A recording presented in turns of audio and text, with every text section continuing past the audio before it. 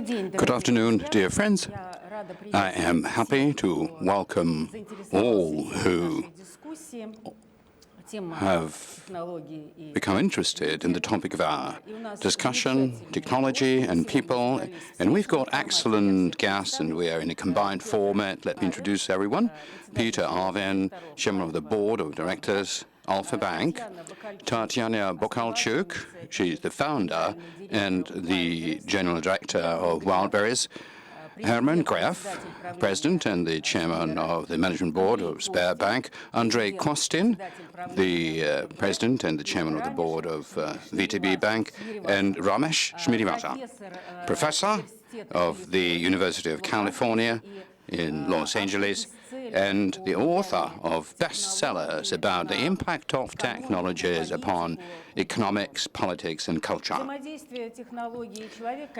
Interoperability between technology and human beings is an internal topic like life, like sciences, but we're currently seeing that there are fundamental changes taking place which affect all of us in the financial area, of course, but the financial sector, as we see, acts as the catalyst of such change between humans and technologies. And so what happens?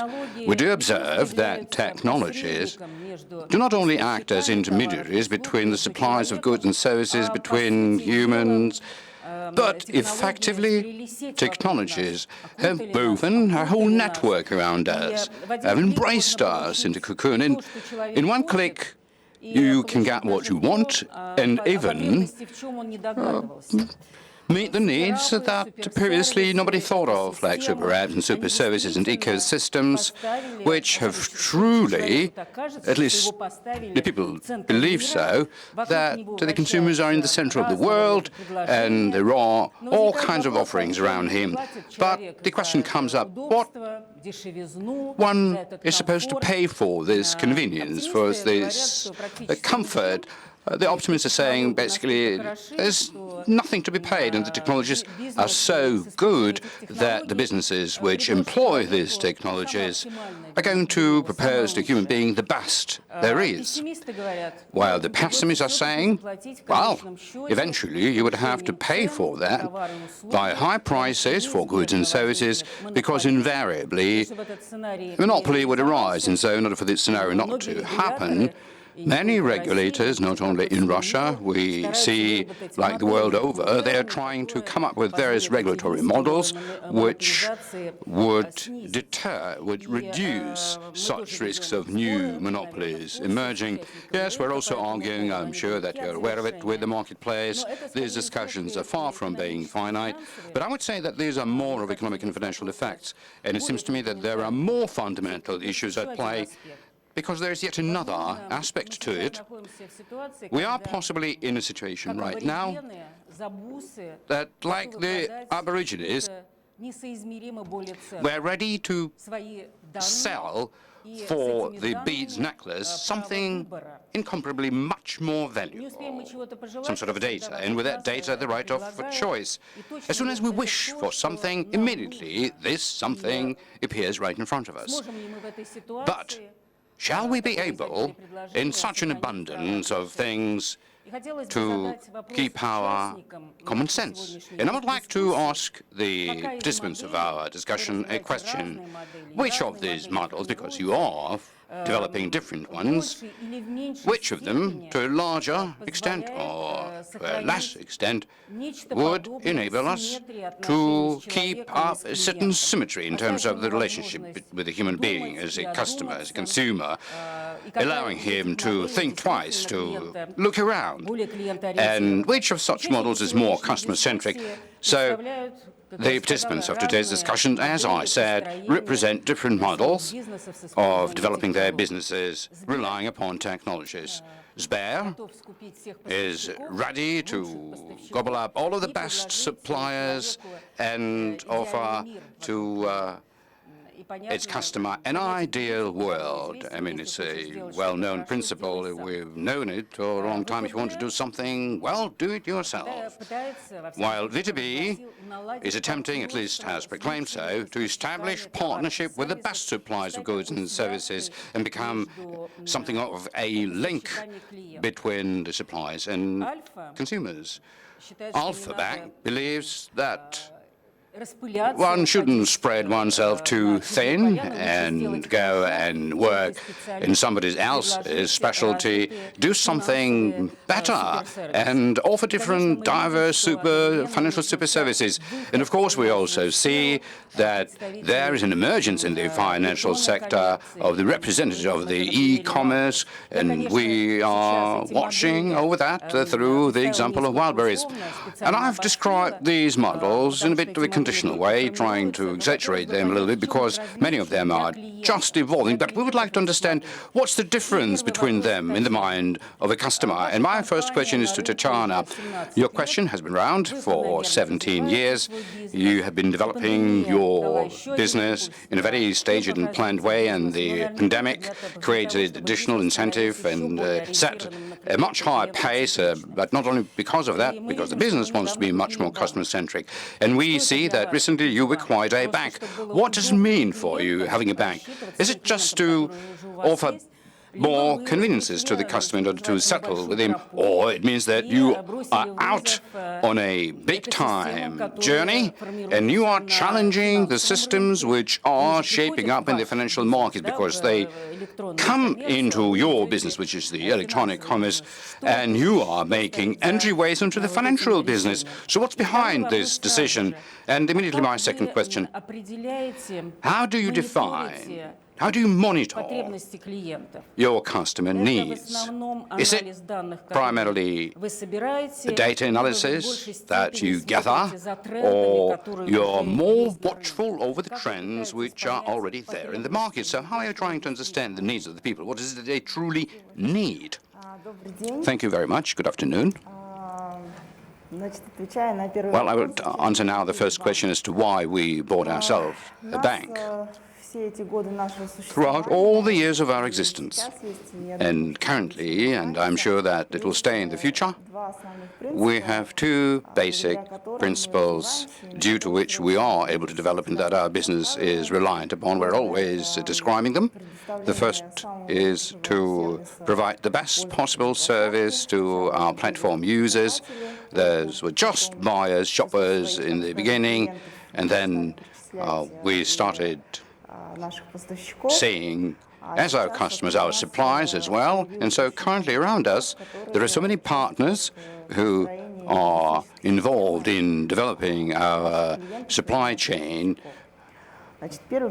for the sake of our customers and our suppliers. So the first approach is to offer a better service, and the second is to make our business processes at the maximum efficient level, because we've never had any investors, and so we have to always try and be profitable. So if our business processes are effective, that means that we have money to reinvest into our future development. And so an acquisition of a bank is simply two in one, because on the one hand, that will enable us to improve our services for our customers and suppliers, and secondly, I think that it will assist us in saving a considerable amount of money, because all of the money that we're capable of releasing, I mean, out of the profit that we're earning, we're trying to immediately to invest either into our own development or into the development of our partners.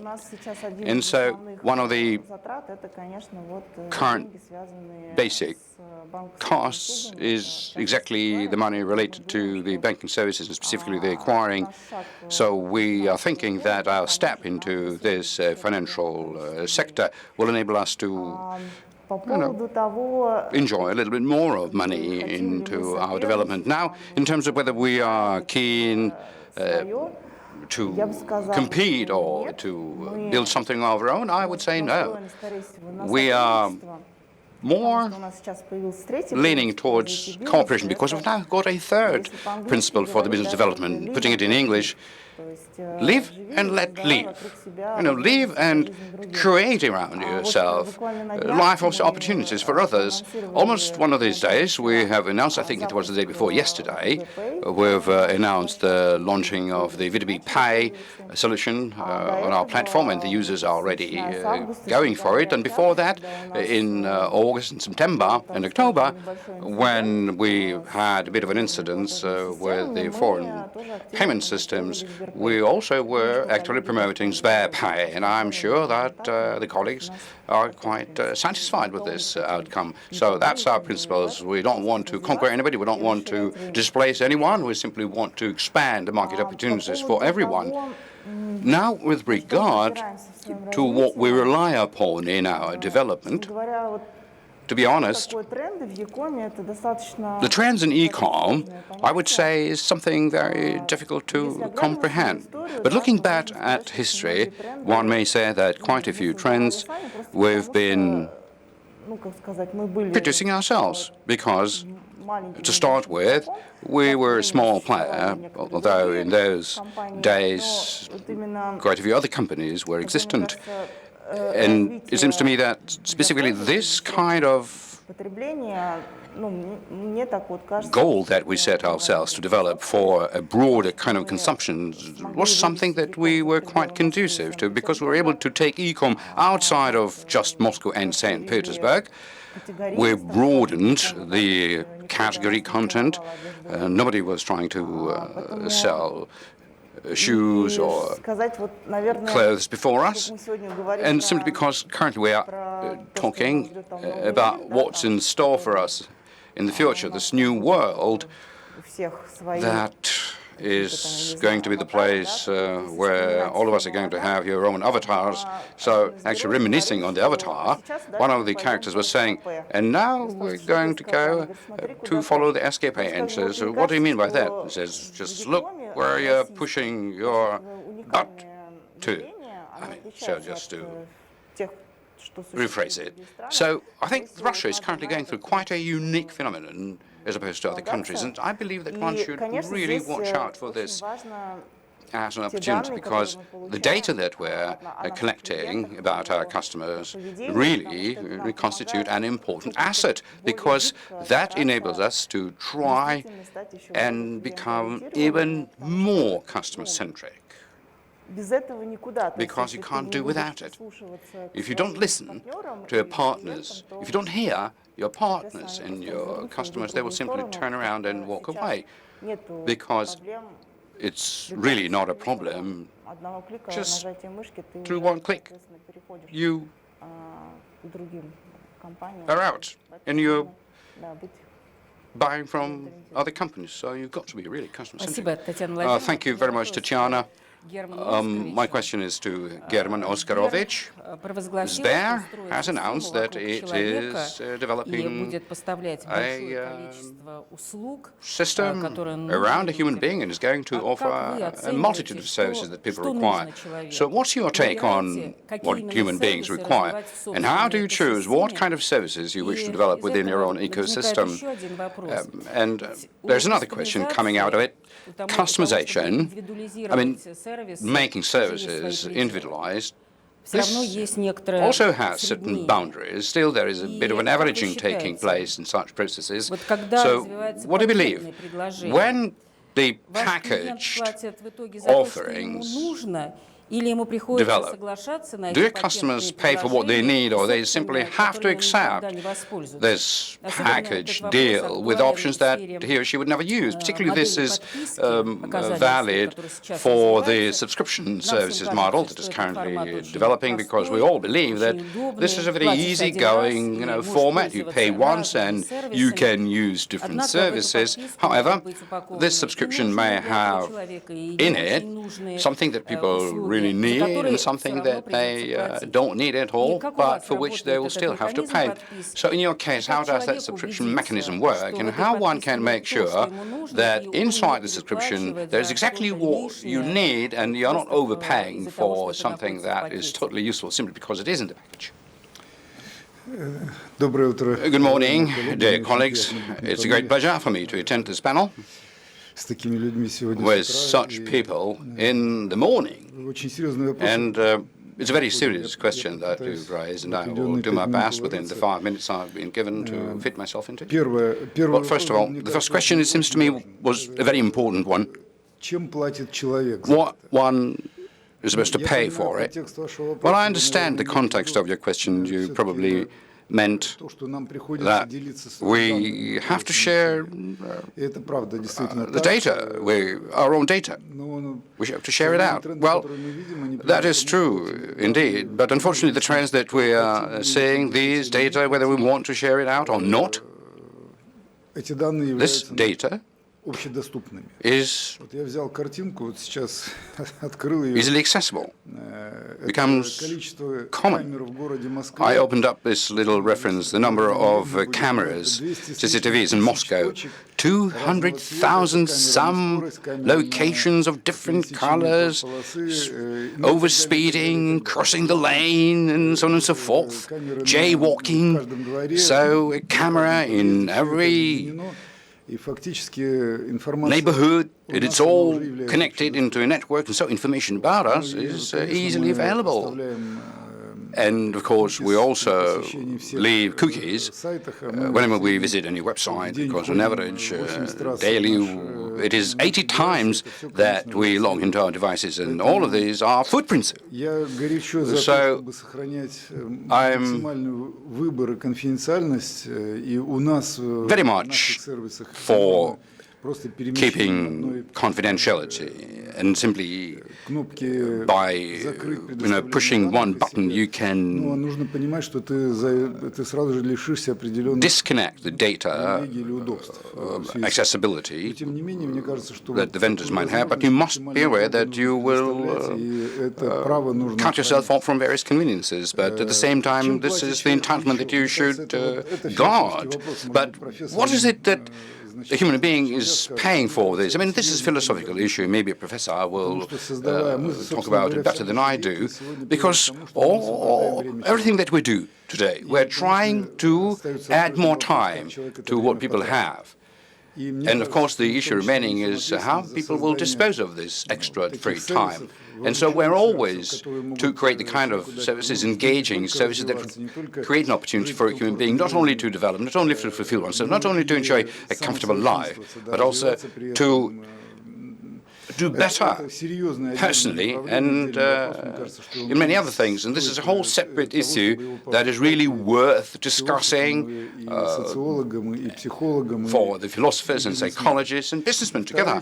Now, the second part that you refer to, always on the side of economics, I mean, the monopoly is a very futile thing. And so the government definitely should support competition. In this country, thank God, in every marketplace that we operate, you find very well developed competition with external ecosystems, with internal ones as well, very strong players.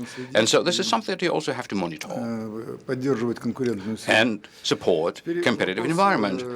And now the question is about what kind of service and whether customization has certain boundaries. You are absolutely correct to describe us as a fully customer-centric company is something that you can't just yet, because in view of the modern technological level of development, we're not able to put together an individual customized package of services for more than 100 million of our customers. But talking about subscriptions, we've got only two of them. Sber and Sber Plus. And like Henry Ford used to say, you can choose any color vehicle as long as it is black. So that's the kind of product that you find elsewhere in the world. You basically can choose out of two, and certainly it has a very limited kind of customization. You are absolutely correct about it. But again, you mentioned a certain word, i.e. that a human being must pay for what he either needs or doesn't need. Well, nobody has to do anything. It's not an obligatory something, because he can buy each of these services separately. And all of these services are available in a separate standalone form. However, if one believes that it is more convenient, more affordable, this person can buy the first or the second subscription. And for every customer in our Sberbank Online, we know we have this functionality. We count things, and if a particular customer is the user of our subscription, so every month we are demonstrating how much a person saved within a subscription as opposed to different services buying on a standalone basis. And so every month we are showing how much a person has saved. And we create this bit of a potential in case anybody wants to buy different services. We're advising, saying that the subscription would be cheaper, better, more effective. I can't say that this is the ultimate dream for us just yet, because this is yet an emerging market, and in due time I'm sure that what we will see that the subscription per individual customer will be indeed very much customized, but very much bespoke. But I don't believe that will happen within the next 2 or 3 years. I'm sure that more time is required. And which of such models is the correct one? I do not know either, because this market is demonstrating different ways of development. So I'm sure that in a certain period of time, one may derive conclusions as to which of the models is a better one. We are not buying up any big companies. All the companies that we have acquired so far, we bought them when they were very tiny. For example, Sbermarket is the leader in the delivery market, considering the end of the year results. And we bought it, I don't remember exactly, I think it was just several million US dollars that we paid for it. It was a really very small operation. So over the years, it has grown into a very sizable company. So we either establish and grow such services, or we buy them when they're still small. And so we believe that there is a very good potential for such companies to grow. There is a lot of good future for them.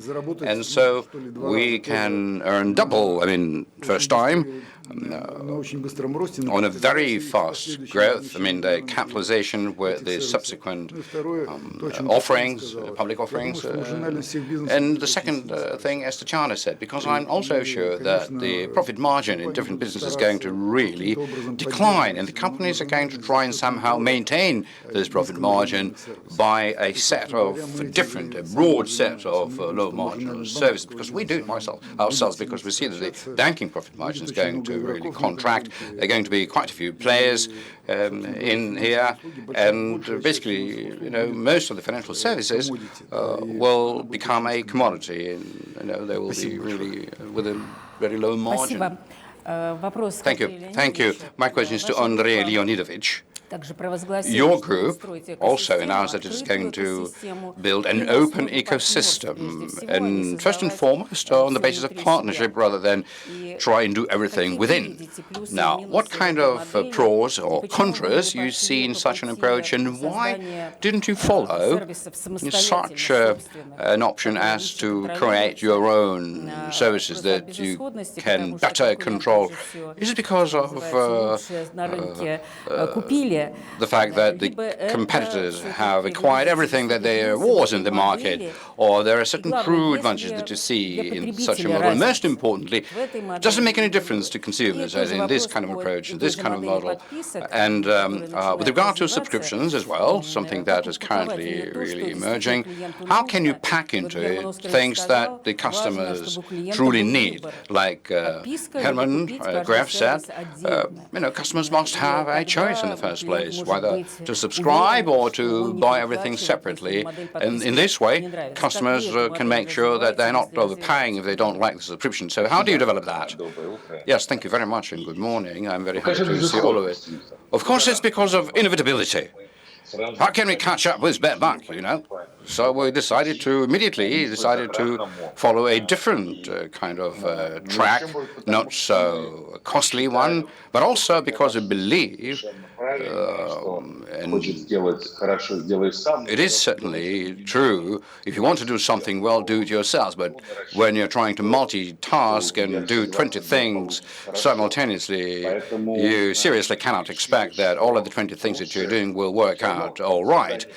So we thought that ecosystems basically is the way of life currently, and we're being pushed towards it by the customers and by the current reality. But most importantly, you should establish a partnership with the market leaders, with the ones that know how to do it best in their sector, and we believe that this is a much more effective way to do it when you won't overspend here. And another correct thing that you're saying, that certainly doesn't restrict competition in other industries and sectors in the first place, which otherwise the banks have to enter into and displace out of their other players. And thirdly, it seems to us that even customers to push anybody into some sort of a ghetto, no matter how comfortable it may feel, consumers must have a choice. And exactly this is the kind of choice that they are provided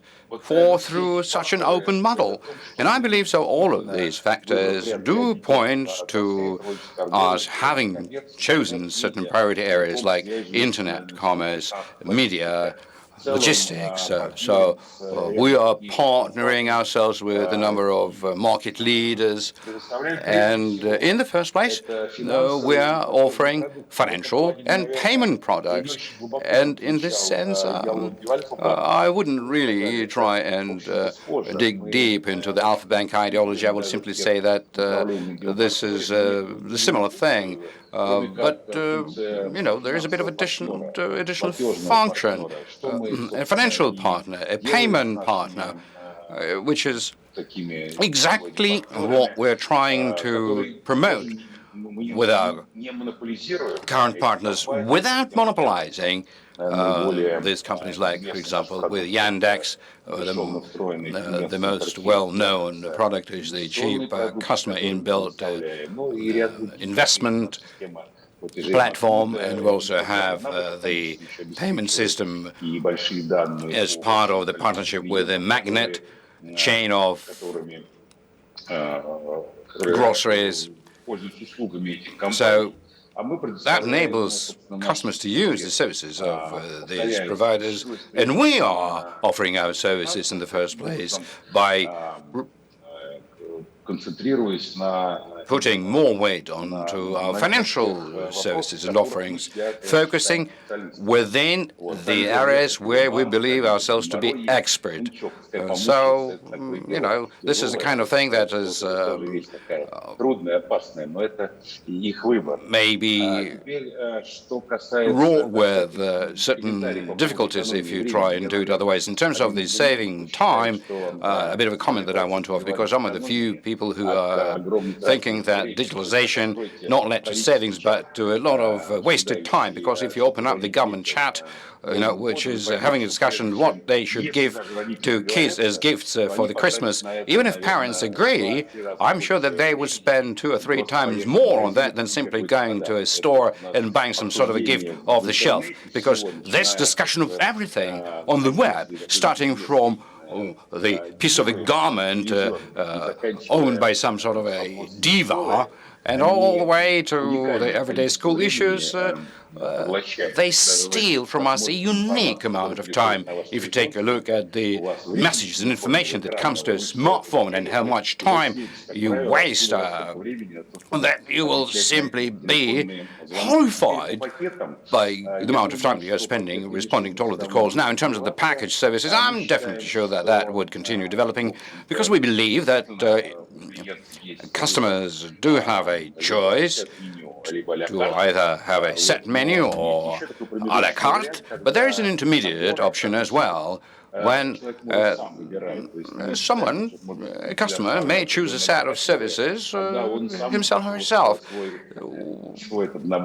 When you are given a certain list of alternatives, you can select what you want, what you like, out of that list of services, the ones that you find most appealing, and create your own package. And I would tend to think that this is, although being an intermediate kind of an option, but the one that would enable us to reflect the needs of people to a better extent, so to say. Thank you.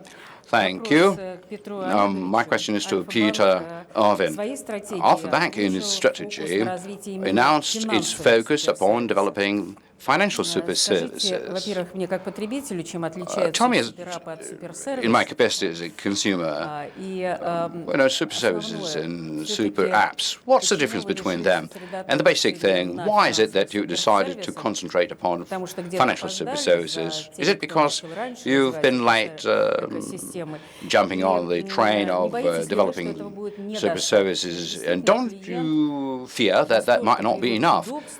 Is it true that the customers have grown so much used to convenience so as to wish through one click, out of one place, to get everything they want, be it financial services or non-financial services? So concentrating upon what you know better, financial services, don't you expect that you may simply just fail in this competitive race of different ecosystems that are much more diverse? While developing our own ways of developing, we are acting upon our own experience, first of all, and secondly, upon our own capacities, because considering our life's experience, we always believe that, and I fully support Mr. Kostin, that we should do that you know well, what you can do well, and that will then be good. And simply, in the financial sector, there are so many challenges the banks are facing. You see, in financial services and super services, that definitely is the super quality thing, and so many difficulties in the banks, and you have to face so many issues and try to deal with everything that is flowing by you, all the way down to, calling cabs. That would be spreading thin your financial resources, and that is very difficult. Oh, so sorry for interrupting. Super services, you mean not about the quantity of services, but about the quality, right? Yes. Super quality, super quality. That isn't the quality. And there is a big Soviet experience from the old days when a big industrial enterprise owned collective farms and was feeding its employees, and that was an incentive for them to go and work at this factory because they would buy better sausage. But you can buy now sausage in different places, and so the availability of different services also, different services, it doesn't seem to me that today that would strongly attract customers into the bank, because people very easily run from a place to a place, and they will continue running from a place to a place. And so the idea of coming to a bank because you having, like what you said, so many diverse things, I believe is quite arguable, at least. So I would think that people would continue running. I may be mistaken, because it seems to me that the customers will be running very fast from a service into a service, and I don't have no faith in the loyalty to super brands and the ecosystems. I think they would be loyalty to a specific service, to a specific bank, but so as to have, loyalty to a big system. You see, I don't believe in mega projects because they're rarely very successful. Usually, it happens, but not so often. But that comes at a lot of cost, and so it's not really worth the candles. So you see, that is the first thing that we decided as to why we decided to do what we're doing right now. Second most important thing, because as opposed to my esteemed banking colleagues, our money is not from the government, our own money, and we haven't got as much, you see. So we're going to be acquiring, and not very expensively, different applications, different services. We have our opportunities which are quite limited, so we're trying to do what we're doing right now. And alongside with that, exactly like Mr. Kostin, I do believe in partnership. I'm quite skeptical about non-professionalism, because it doesn't seem to me that online traders will be able to create good banks simply by buying. And I think it is very difficult, because to build a bank takes a decade. And so, although we are trying to do basically things that we believe in, but we're open to partnerships. Although this is not a very Russian tradition, because in the partnership nobody trusts anybody, and that's a traditional thing, so everybody wants to do something of their own, but using the advantages that the group of our organizations have, because within our group we have trading and telecom and commerce. Yes, we want to establish partnerships, and we're able to offer very effective partnerships. For example, Alfa-Bank and Petr with another food chains of stores. We also have a big project with a telecom company, Alfa-Bank and Wimpelcom, which is Beeline. So basically in every country where we work with, there are telecoms and banks. That's what we do. So partnership is something that I really trust and believe in. And so ecosystem, a bit of an arguable thing. But I believe that we're not too far away ideologically from Mr. Kostin, because maybe they have more opportunities in a certain sense. But overall, I believe that our rationale is not strongly different from what VTB does. Logically thinking about it, it's just that it's more concentrated limited, more restricted considering our resources. But nevertheless, it's ideology of partnership, open systems, and being oriented towards that specifically. Well, yes, interestingly, how you're saying it, because in many ways there could be such a very fast-paced development in case you are wanting to develop an ecosystem, and that may come from us exaggerating the significance of a convenience of buying everything in one spot. If there is an easiness of switching from one system into another without any barriers, that's exactly what it's going to be, because I'm confident that's what will happen. Moreover, you mentioned that you might lose customers because our recent story shows that basically we're not really losing our customers, on the contrary, but most importantly, that it seems to me that an unhappy customer experience in a super app may really scare the customers away from a bank rather than win them over. If somebody uses a big app and this is a bad one and it's related to the bank, I mean, the customer loyalty to a bank, if the bank is offering a poor experience and others, so you may lose it. Yeah, exactly, because the downside might be much stronger than the upside, like you said, because, doing everything out of one spot. So this value of this one spot, it is arguable for me. All right, another question to you. You are putting your bets, like many, upon artificial intelligence, when clearly when you've got big data, there is also a wish to have AI in it, for example, in scoring.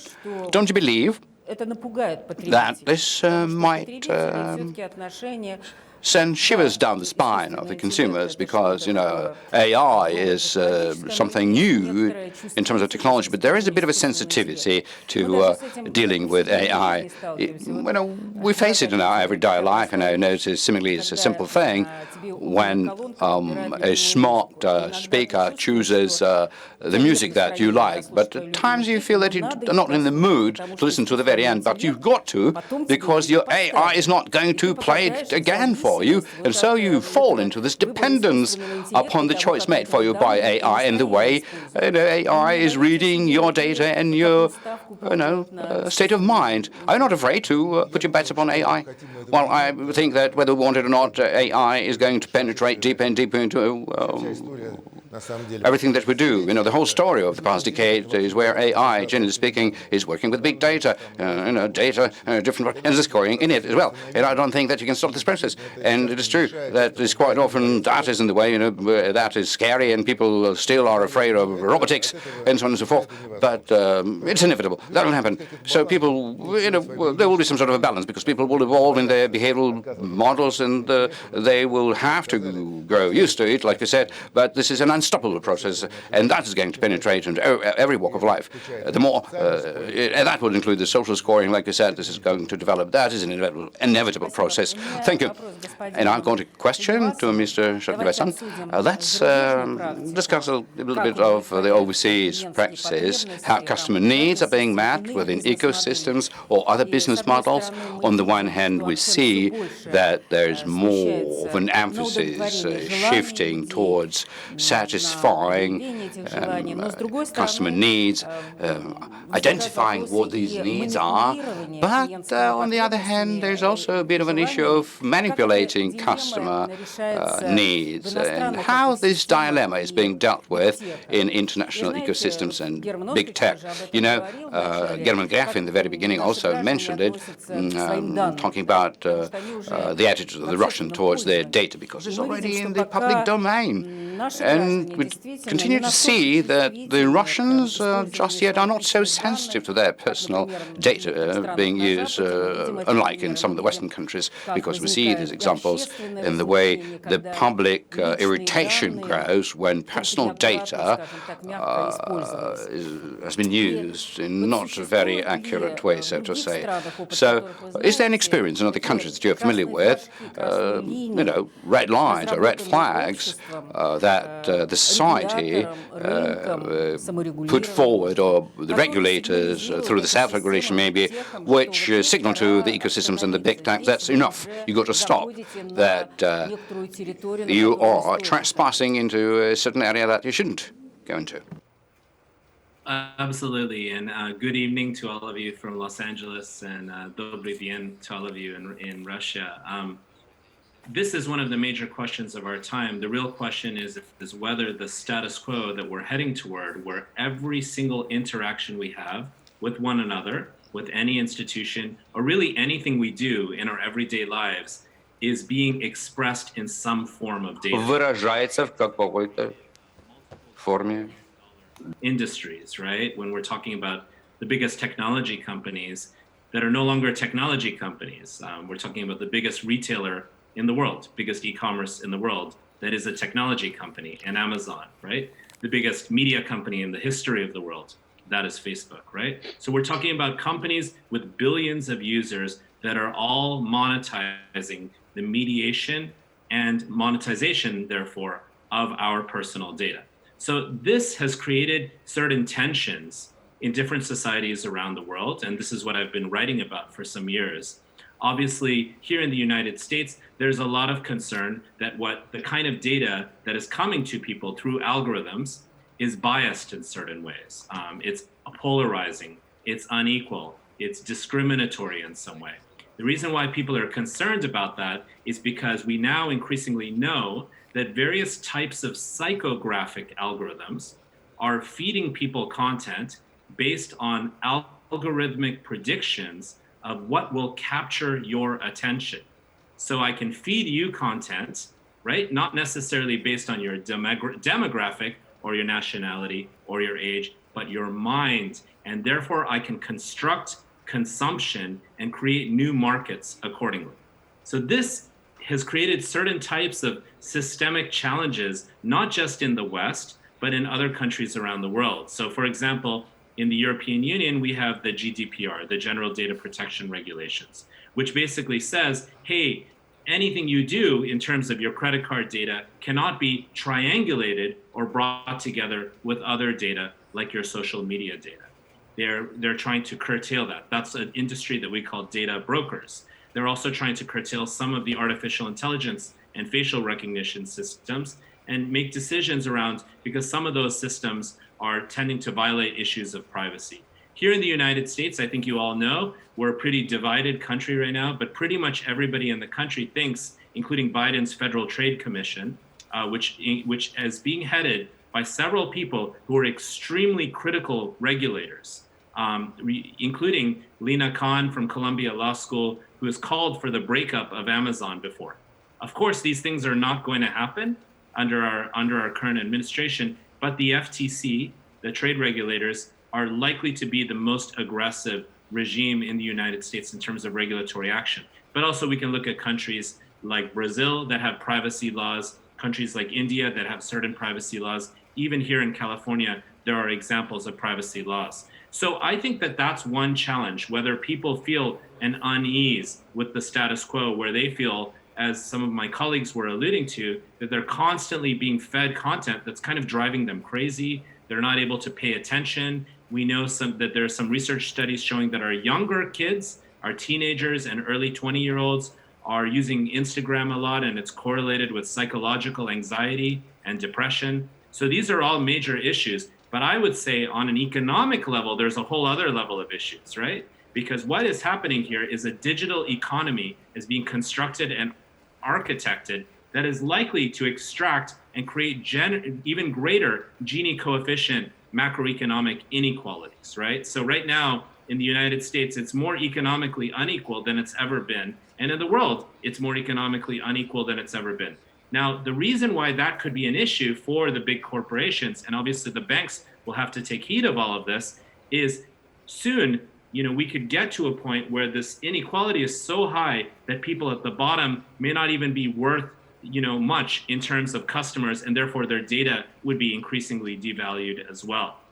And that's why there are certain proposals that are popular here in the US and in many other countries in the world. I've done my research in my last book, Beyond the Valley, in about 20 different countries in the world looking at these issues. And one of these proposals is what we call universal basic income, giving everybody some more money so they can then engage with the market economically, or paying people for their data, or giving people various types of equity so they know when they exchange their data what they're getting back, like more of an exchange-based model.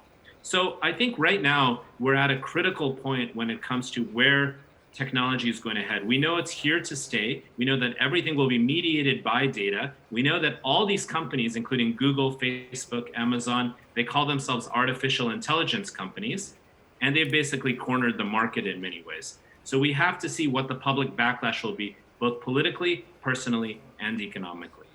Thank you.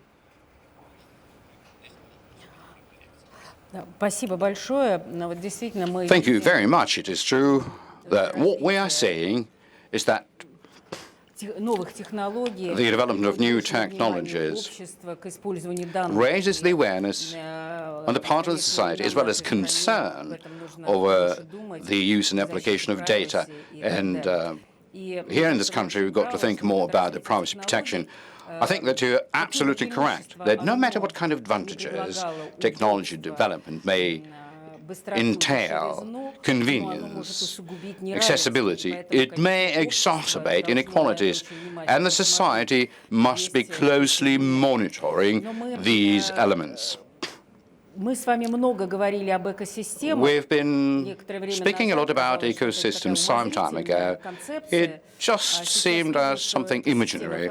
But currently what we're observing is that this ecosystem is really taking off. In the first part of our discussion points to there being different models of such ecosystem. Time will show what will be the advantages and disadvantages. But there might be right now a much more powerful trend, which also will impact us all, is metaverses appearing, or our real-life reality being augmented. There are different definitions in these metaverses.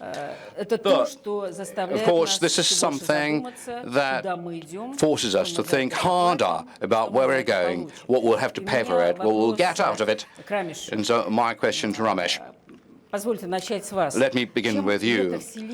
What makes metaverse principally different from virtual reality? And in what way ecosystems, the tech companies, the banks, may be fitted into or built into metaverses, and how the development of metaverses may affect our life? And when should we wait for its appearance, so that it will be an inextricable part of our lives?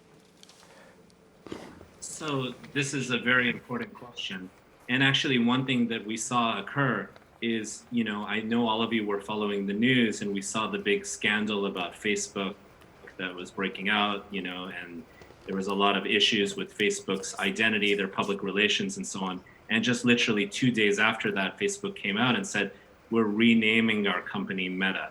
Right? Facebook is approximately $1 trillion+ valuated company that owns Instagram, that owns WhatsApp, that owns Oculus. Very, very important, the point about them owning Oculus. Okay, Oculus are a set of goggles.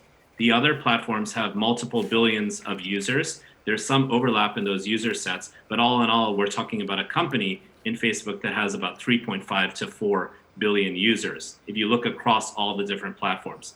What is the gateway for Facebook to get people basically all the time to be monetized by Facebook? That is the metaverse. And that occurs through the Oculus. And this is something that we talk about on two different levels. First of all, we talk about data interoperability, right? So the data can flow across and between these different platforms and systems. And secondly, in the case of Oculus, the goggles that they're going to ask us to wear, maybe we want to wear them, maybe we don't, but this is where they want to head. And those goggles are owned by Facebook. So there's operability on the interface level. Now, why is this very important? Because what the metaverse is actually a concept that has existed since the 1990s. It's actually in old cyberpunk novels. It also existed in the context of the virtual reality world that many of you might have heard of, called Second Life, that was developed by Linden Labs in 2003. Essentially, what the metaverse is a hybridization of what we call augmented reality and virtual reality. The key distinction now, and this gets back to the earlier question, a great question you asked me, is the fact that now all of this data is available. So you can basically, through the metaverse, create basically a proprietary ecosystem, like a territory or a nation or a land, where other kinds of businesses have to set up shop. And those businesses obviously have to include banks. Now, you might ask the question, maybe people won't want to do this metaverse thing, but the idea is really critical, because if all of the services of the future are going to be increasingly offered in the metaverse, or they're going to be advantageous services that are very useful, very efficient for people to do on the metaverse, that's where people are going to go. Already we see a huge dovetailing between cryptocurrencies and non-fungible tokens, NFTs, in relation to the metaverse. We're also seeing a huge flock toward metaverse type engagement, and obviously crypto and NFT engagement by youth cultures. Now we're talking about people who are 20-something, 30-something, and so on. That is hugely boomed in many different ways. So basically, you can imagine that the metaverse is sort of like a place where all of these interfaces and all of this data can be integrated. And what they are essentially attempting to do, all of these different companies, is create kind of proprietary systems for other people who have to pay to play, right? Which is essentially how Amazon functions. If you want to put your stuff up on Amazon as an e-commerce retail site, you have to kind of pay to play. You're subject invisibly to their algorithms. Similarly, with the metaverse, it comes to this. Now, the metaverse is kind of it's almost a science fiction concept, but it's now coming into reality in very specific ways. So Facebook has Meta, and that's a kind of basically designed to be this new world. Google is also experimenting in this area. Remember, they're not tech companies. The goal is to expand into all domains. And when we look at a company like Microsoft, Satya Nadella, the CEO, recently said basically what they're going to do with the metaverse is engage in a lot of distributed work. And you can imagine that there's a lot of very efficient things that can be done for companies here. We see customer training. We see distributed retail banking occur. Bank of America here in the United States has been using metaverse technology both for training and customer service. Their name Kukim Bank in Korea has literally created a virtual town, which includes a social space, a leisure space, and a space for commerce. BNP Paribas and the Bank of Kuwait are investing in the metaverse. It's a $1.5 trillion plus industry, and it was $47 billion in 2019. So this is the new domain. It's a new landscape that all commercial action and activity is going to have to engage with and interact with. Thank you very much. My question now, after such a description about our future with metaverse to the rest of participants, because in this or that way are all developing ecosystem, well, you've riding this new trend. But this wave of metaverses, is it about you or it is not? Do you believe this is something serious? And what do you think about it? Because we see that there are different attitudes towards it. The tech companies, they're being inspired by the virtual realities and gaming. They're trying to basically to put the whole of the human life into it. For the financial entities, we also see that there is a possibility to offer financial services in the virtual environment. For e-commerce, that may be an opportunity to sell products that is required not only in the real world, but in the virtual world as well. I'm trying to simplify. Clearly, metaverse is much more complex, much more complicated. But where this big bang might happen, to think, out of which metaverse will start expanding in Russia, and will it happen? And will this big bang come from the financial sector, from e-commerce, from big tech? And does it mean to be a new challenge for your business models? Let's begin with Herman, Gref, please. Well, it's exactly like in the question about ecosystem. Likewise, in the metaverse area, there are two big limitations. The first one I would describe as a technology limitation, because far from every company will be in a position to do something about it simply because the entry barrier, tech entry barrier, is too high. You need to have a platform with all of the attributes. Let me refrain from going into details about it, but as we are seeing, this platform barrier is something that very few organizations in the world were able to overcome. This is not easy.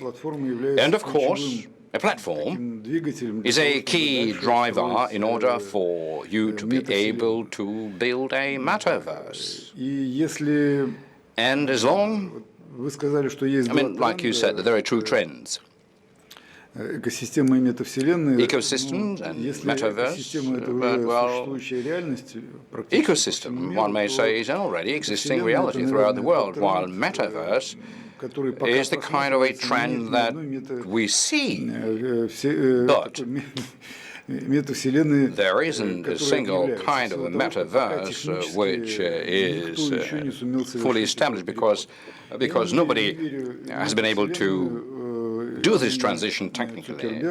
I don't have any faith in the metaverse named after Zuckerberg, because after his presentation I looked at all of his products and I spent more than 1 hour in his Oculuses for the first time in my life, because I couldn't do it more than 10 minutes previously. So I spent more than 1 hour where the Oculus is on, and I realized that maybe you should spend there 1 month and you will get used to it. But this is so inconvenient, even for an adult person. This is a terrible nuisance, filling it on your cheeks. All of these avatars are so much unattractive, even in the games, because they don't make too much of a sense. You see, so I think that a lot of time will pass and the interfaces will strongly change and evolve into making it the practical something. There is definitely a trend pointing towards that, and it really doesn't depend upon what you do, what you are. We're all going to be there one way or another day, but I'm not ready to say that this is the kind of trend that nowadays will bear fruit, a lot of fruit. I trust the expanded reality more, but we currently see that there are a bit of a problem with the interfaces. A great company, Major Clip, we've been watching it for many years. I think, if my memory serves me right, I think it's the 8th or 10th time that they have announced that they will come up with a new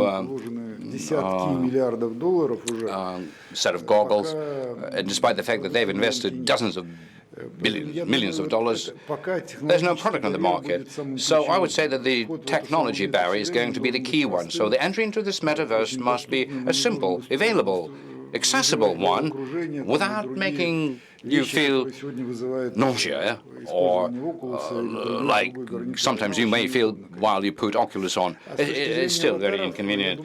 But as far as the avatars go, well, first of all, they're already around us. And so the avatars do have a future. And they're being currently used in different ecosystems. And so I think that there's a lot of good future in using avatars in various technical systems. We've launched the first avatar of our all cybersecurity system in the middle of next year. We're supposed to complete establishing the technology avatar for our whole platform, which would reduce expenses upon testing, upon trying to analyze and predict all kinds of failures and tests. This is a big thing.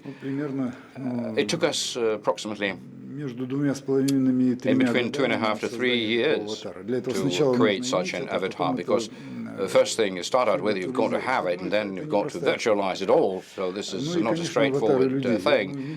And the human avatars, I think that in healthcare it will be extremely popular to have such digital avatars that you can basically grant your GP or a healthcare professional to give an access to this avatar to get yourself a second opinion. I'm sure that in some near future we're all going to be all patched up with different kind of devices and sensors, and that will be also going into the metaverse and trying to maintain a good health, and through virtual reality you get predictive analytics about the works of your body. That will be a great advantage, and I'm sure that that's what people would eagerly agree to, rather than just allowing their personal data to be used for whatever purposes. We're looking at healthcare, a physician's avatar, a patient's avatar, a healthcare institution avatar.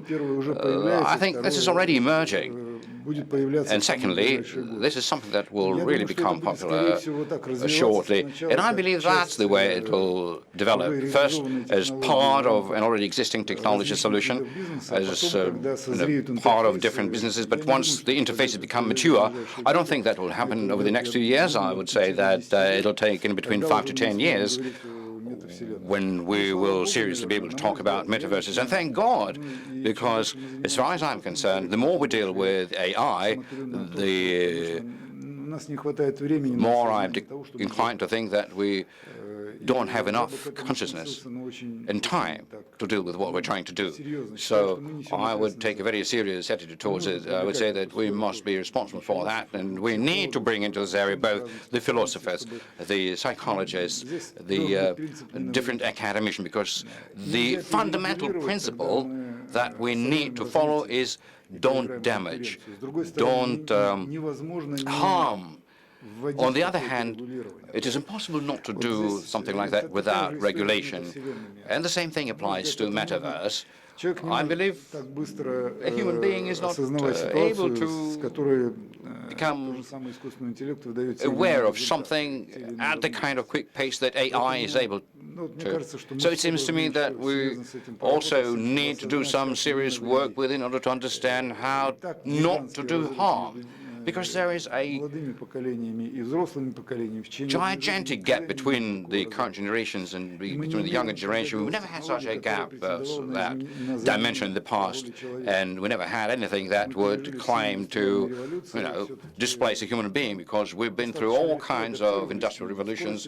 I mean, human beings were quite, capable of adjusting to them. But the AI is a very specific technology, and it seems to me that to wave it away or, not to think seriously about it. So we need to maintain this balance between maintaining the development pace and developing an awareness of all the consequences and introducing all kinds of public and government regulations.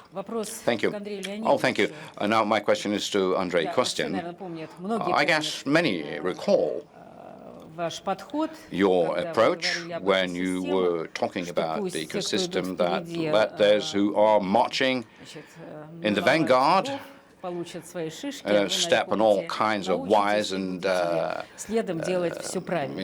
all kinds of mistakes, and you will watch and learn the lessons. And what we're seeing, that even Herman Gref expressed a bit of a skepticism about metaverses, despite the fact that all kinds of technical innovations that we remember, he's been trying to include into this business development model. And I felt a bit of a skepticism. Does it mean that you are even more skeptical about metaverses, and that this is not what a bank should talk about, even the one that is developing an ecosystem, that this is not about the current reality. This is something in a very distant future, and that yet again somebody will try and you will simply follow in the footsteps. While I'm not against the noses or the ears of the avatars, though, there is also an important thing that you might imagine avatars should be having, like a tail, because it may constitute a lot of good things and help you maintain a balance. But speaking about the concept such as a metaverse, this is a very young one, and I think this is the Facebook's initiative, simply to, reactivate itself, to rejuvenate its dynamics. But on the other hand, it seems to me that there is still an element of the future. For example, I agree that there is going to be a certain movement towards it, but how quickly? That's the question. You see, 10 years ago, I visited Silicon Valley, maybe a little bit more than that. And, amongst 10 startup presentations, 8 of them were dedicated to blockchain. And everybody was saying that within the next 6, 7 years maximum, there's not going to be any banking institutions or banking transfers. And the banks would hardly can be imagined as remaining. Nothing of that happened, seriously. And so I believe that as far as the metaverse is concerned, this is not a fast process. And there are more questions than answers. Ramesh, made a reference to the digital settlement systems, and I'm sure that you would agree with me that not a single central bank, principally speaking, won't accept a broad existence of such non-sanctioned digital systems which may play any tangible role in a national financial system. So it's a question about what kind of digital system there will be. So I would tend to agree with you. Of course, we're trying to be mindful of everything, but I'm always trying to, hold my technological developers back because they always want to do something new, do something better, do something this or that, which nobody did before. And I'm telling them, hey, we got customers that we need to attend to. We got, banking processes that we need to digitalize. You work on that, and then you think about metaverses or whatever verses. Of course, the payment mechanism and other such things will definitely be necessary, like in the gaming gaming, so meta systems right now. Well, we'll see. I think it's premature just yet to talk about it seriously. Although the financial element, financial settlements, financial services will definitely be there, but unfortunately I really don't like this virtual reality much because it's distractful. Maybe if you want to forget yourselves, maybe that would be a good tool to use, but we've got kids at 5 who are so masterful about TikTok, and when they're dead another 5 years, so they play the calamari game or they watch porn. So, it requires regulation. Sometimes regulation is lagging behind, maybe with the exception of China. Thank you very much. Thank you, Peter. Would you agree, yet again? Yes, overall, yes, I think, yes, I definitely agree with Mr. Kostin. And generally speaking, I must say that such disruptors, the creators of new things usually come from small companies which break, the established things, or very big ones, considering the fact, like we heard from head of Sberbank, it's a colossal barrier for entry, or the companies of the scale of Google and Amazon's. This is what is not our task today, because we've got very specific things, and I totally agree with Mr. Kostin. We've got very specific tasks to deal with, developing the banks in many ways related to AI. You know that we've just launched our voice assistant.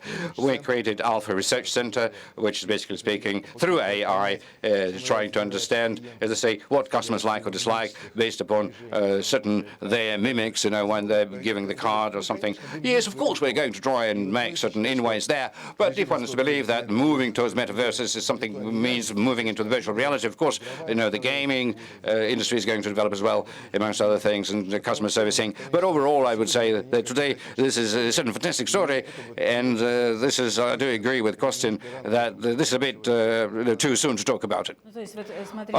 Look, we've seen this trend for ecosystem developing in many ways. Banks and financial institutions, they become the trailblazers in developing ecosystems in Russia. And here, you do not see just yet that the banks, maybe they can, maybe not today, not today. The central bank will limit the regulations, and there's not going to be no meta clouds or metaverses. Yes, and cryptocurrencies is something that I'm not very much touch. Tatyana, what's your attitude towards metaverses? Is it really too far away into the future, some sort of a very much part of fiction, or a bit of a reality that one should think about by altering your business model approach? Or this is the factor that you may be completely disregarding, so this is not yet about us, so let's simply sit and watch like an ordinary person. Well, I would agree with Herman Gref, and with all of the previous speakers with that, meaning to say that in this country, we're too far away from metaverses, and most of the world is as well. And thank God, because we should move slowly but surely, and our current reality offers to us not even just challenges, but I would say real problems and issues. amongst other things related to personal data security or the cyber frauds. And for example, this year we had several cases in our business of an outward fraud that you can imagine in internet business. In what we've been able to see that the regulators, the government, is not fast enough to come up with the methods of how to deal with it, how to stop it, how to regulate it. So if we leap into this metaverse, I think that before you run there, you need to get ready, to prepare.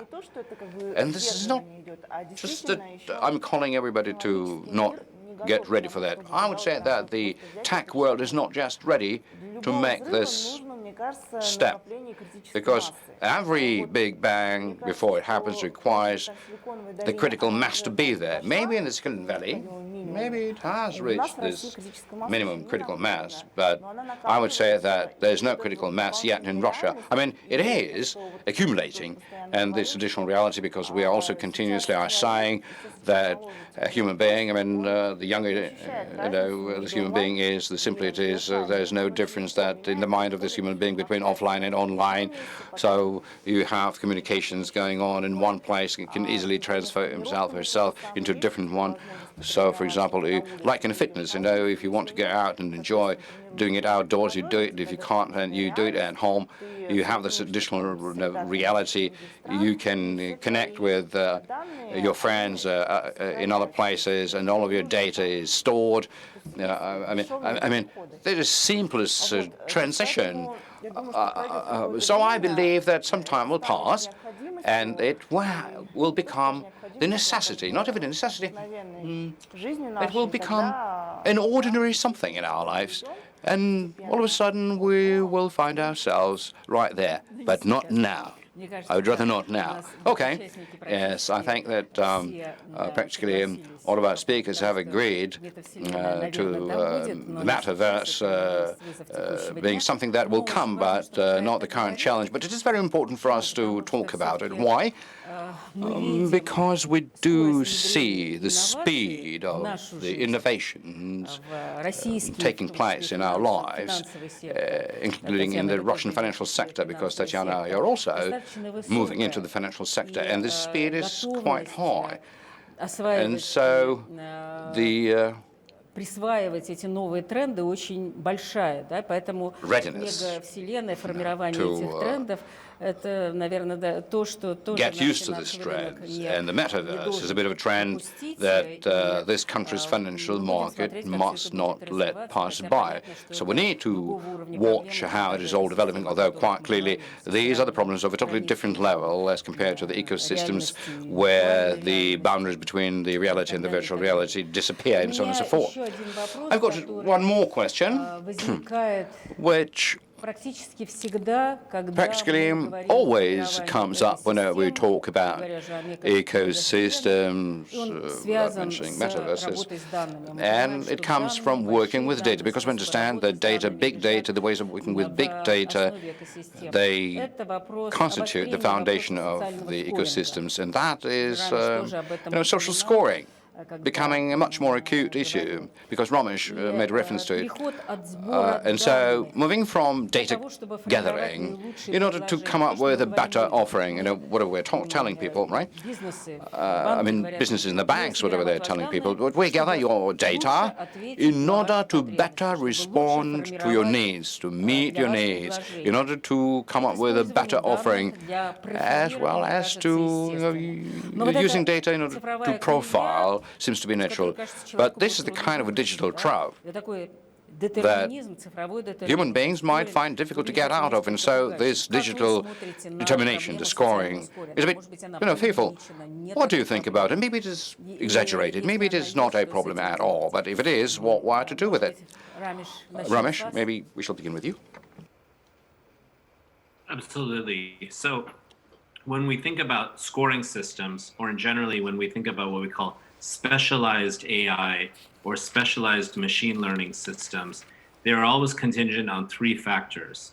first of all, is what are the algorithms that you are building that make determinations around scoring? So, for example, in certain societies or certain kinds of institutions or certain companies might make decisions that certain types of behavior that they're gathering data around should be more highly scored than not scored. So any algorithm is just basically a set of rules. That's what an algorithm is. It's a set of instructions. So it doesn't have to be something crazy and out of the world and robotic. Even if I just alphabetize all of our last names, I use an algorithm. So that's point one. Point two is the data sets that these algorithms are learning from, because machine learning systems are recursive. They engage with data and they feed back into themselves to make determinations about how to engage with that data. So we have many issues here in the United States, but there are issues all around the world where certain people who might be lower on the macroeconomic level, but actually could represent aggregately a huge, windfall for banks or development agencies or institutions more widely, are not necessarily being represented in those data that are being gathered. So that can create a huge issue. So basically, as we think about these questions of scoring, we have to think about them as in a relationship with customers, right? And I've been working with fintech companies as well as various sorts of institutions here in the US that have to recognize that the ways they want to do scoring and credit and even debt rating using these algorithms and machine learning technologies has to be in a transparent and collaborative way, because trust is a huge problem now in this digital world, and I think we all know that. Спасибо, Андрей Леонидович. Thank you, Mr. Kostin. I think that we are in the very beginning of this journey, although the speed of issuing loans has gained so much that if we want to, everybody has introduced scoring systems, but they're more based upon the data that we receive from the customer. And these things definitely can be further developed. And today, what we're using is the credit bureau system, which provides us with information about consumer, something we get from the telecommunication company or telephone company. The kind of data which is aggregated doesn't provide you any specific information about behaviors, but nevertheless it gives you some sort of a footing upon which you can make an assessment and keep such information in confidence. So I generally believe if you take a look at the moral factor, people in many ways, they complain about themselves. For example, I'm sitting in Rome, I'm on a business trip, I'm sitting in a restaurant, I'm, eating some delicious food. All right, okay. So he's sitting in a restaurant, so there's a pandemic, all right. So he's not going to admit it into New York. So we lower his scoring. So I believe that in moral, ethical ways. I don't know, because the laws are quite tough in that regard, but I think this is still allowed. Mr. Gref raised this issue because apart from that, there's a lot of data being gathered about ourselves apart from our will, cameras and other things. And so the legal regulation in terms of the confidential information and to what extent companies may exchange even some kind of indirect data, part of the data. But I think that this is definitely something that will be worked on because the decision-making time has to be shortened, and you must be quick in making up your mind and making a decision based on some certain scoring algorithm. And so purely banking story, credit bureau helps us and offers additional information. And any bank would enjoy having such a system. And the big data is one of the topics that everybody is trying to get into. And so there's a big part in this regulation, what is allowed, what is not allowed, what is legal, what is illegal, because this, continuous scandals that's, a certain banking database has been sold out in the open market or in the dark web or anything. So the people are continuously being stunned by these things. Yes, Americans do scoring for so many years. Have been, 30 years ago they started it. In Russia, I would say that we're lagging behind, and this is not really very much our priority, because in Russia this is more of a theoretical discussion. But there are certain things in it still. First of all, this is inevitable. It is. There's more and more data that is going to be collected about an individual, and that is a very general trend. And Mr. Kostin is quite correct, because people find it already, every day run of the mill, and despite all of this, fearing of the big brother, because I'm a person from a different generation, I'm just completely flabbergasted by what people write about themselves in the social networks. So this is a world trend. So there's not going to be sort of social scoring of any sort. That is something that will continue to evolve. On the other hand, if you don't like it, you can always limit information about yourself, or that is the only approach. But practically that won't happen. And generally speaking, again, on a global note, the development of scoring for customers generally is statistically good, because the improvement of scoring model leads to less refusals whenever people apply for a loan, and more people will be able to get what they want, effectively. Simply, so social scoring is going to evolve. That is an inevitable something. So for us, this will be in the future. You can't do anything about it. But I've got one question. You see, what you're saying is that a human being is generating data, their personal data, and you must produce a product or a service that would be meeting this necessity. But at any point in time, he can just give up on that and get this data back. But already being part of the ecosystem, and I don't remember exactly, some of you said that if he doesn't consent, of course, the customer will lose access to certain services or product. But if all products and services are going to be only within one particular platform, would it mean that he will be cut off from all services and products? And so people will be forced to share their data, because the whole of the system of offering products and services would be built upon data only. No data, no offering. So where's this human freedoms? Yes, exactly what I wanted to say, because this is a question to regulation, not to us. What are you going to allow, what you're not going to allow, what you're going to demand from us. But generally speaking, everybody must understand the less data about oneself, the less the services you will get. And this kind of exchange already is what we are seeing. So the more scoring, the less refusals. Yes, come, you need to protect your personal life, but if you want to use services, you must make yourself available to the system. So it's a difficult choice. It's a very tough choice for a human being. Yes, indeed, it is. Tatyana? Well, we've got such an exciting discussion. And I remember in my childhood, I really loved science fiction, and I got a feeling those days that what people were describing in those books, it makes my life so interesting. I'm fully, keen to see what will happen. But with regard to the social scoring, I would say that it's already here in this country as well.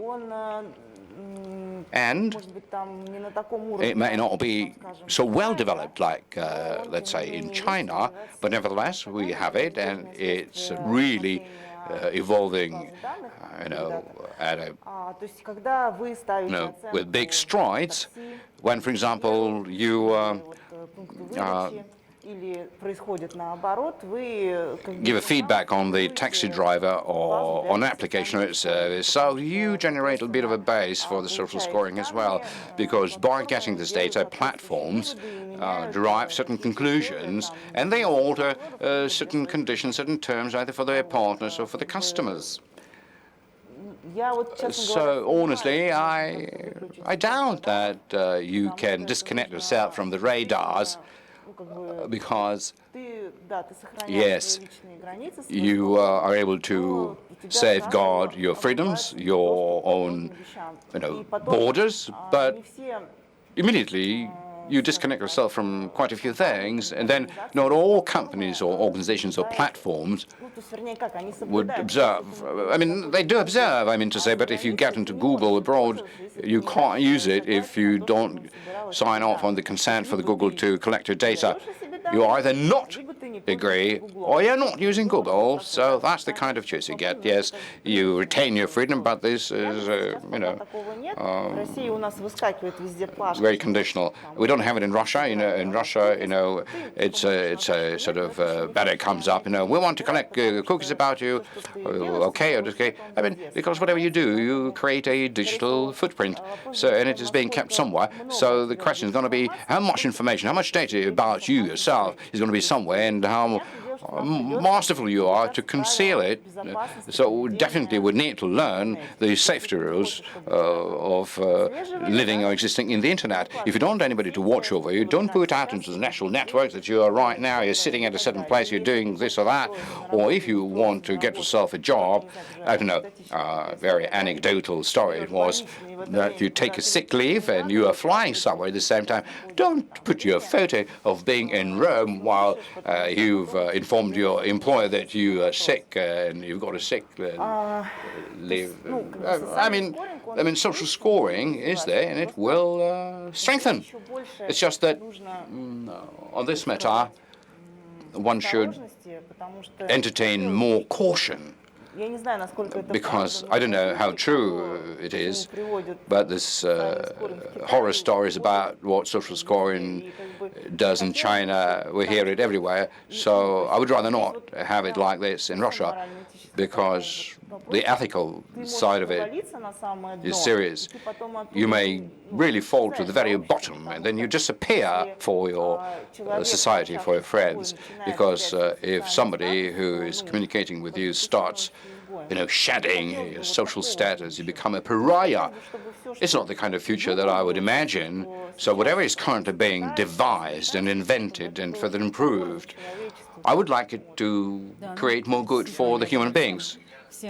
Yes, I agree, yes. That's exactly what all of us want.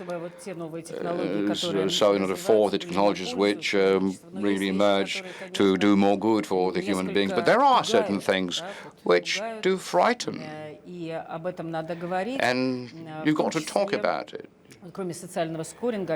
Most other things, apart from the social scoring, like you said, that if someone, according to such a scoring,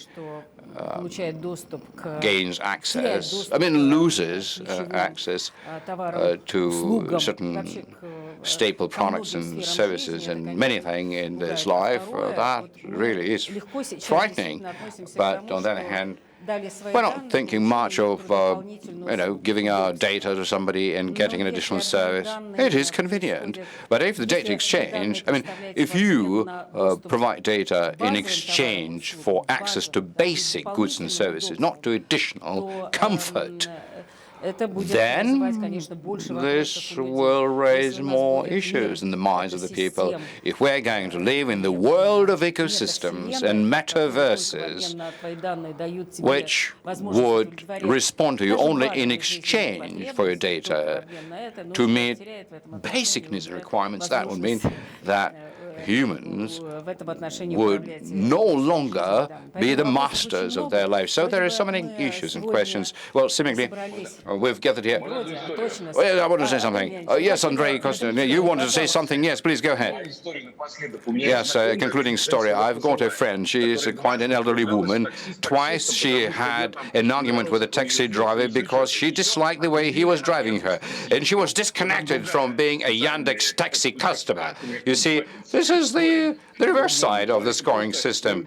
A person was completely disconnected from the whole service because they didn't enjoy the way she was bickering with the taxi drivers. Right, and that makes you think, because we are at the Finapolis trying to talk about the way the technologies impact the financial sector, but the kind of technological changes that are taking place right now, they do impact our way of life, and after that, they impact the financial sphere.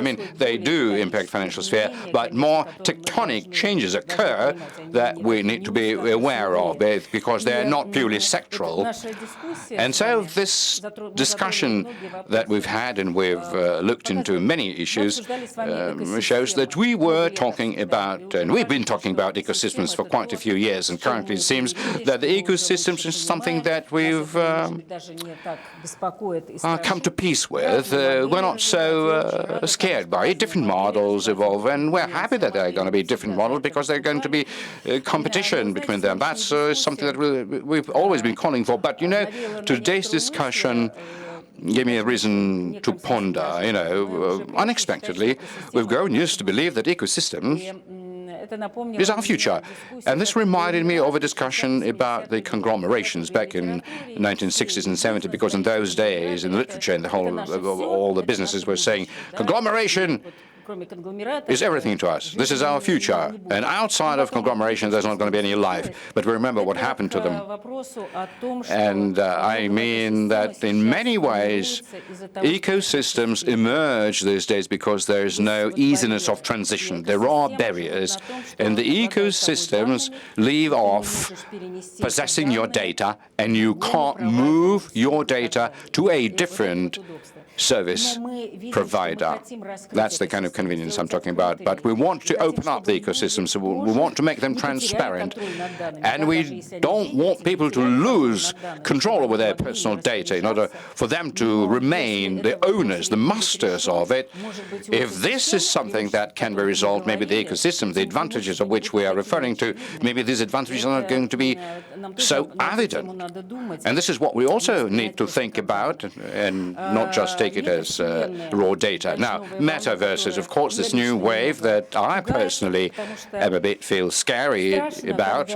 It's frightful when a human being made up of moods and contradictions and feelings will get transformed into ideally digitalized avatar.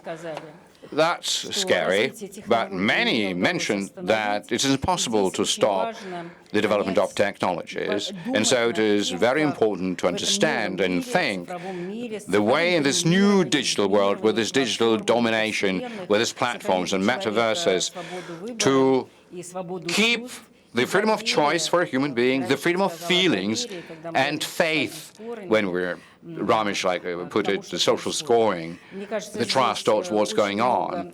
And so there are so many challenges, fundamental ones, life's important challenges, but the ones that will reflect upon the business models run by financial institutions.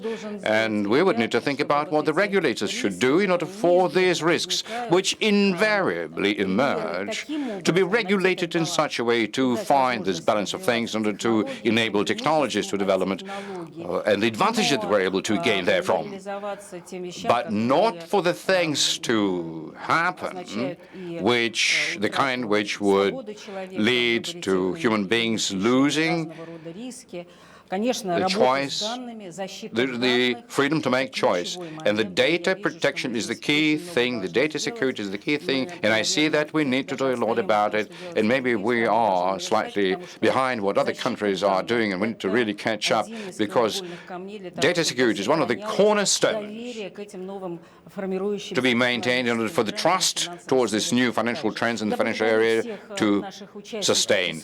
I would like to thank all of our panelists for this conversation, and I very much hope that our listeners also found it interesting. Thank you very much.